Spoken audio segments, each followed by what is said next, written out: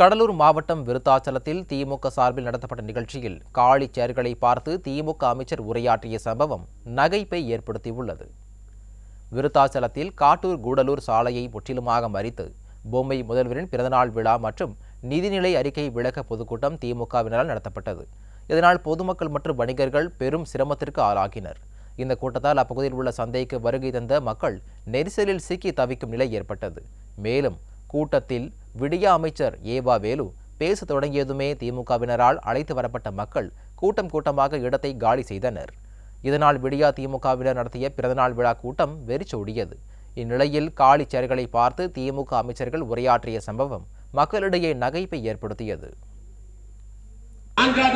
தமிழ்நாட்டில் முதலமைச்சராக இருக்கிற தளபதி திராவிட இயக்கத்தின் 50 ஆண்டு காலத்திற்கு கொண்டு போவதற்கு 5வது தலைமுறையாக நம்ம உதயநிதி ஸ்டாலின் பிறந்திருக்கிறார். தைரியத்தை நான் பாராட்டுகிறேன்.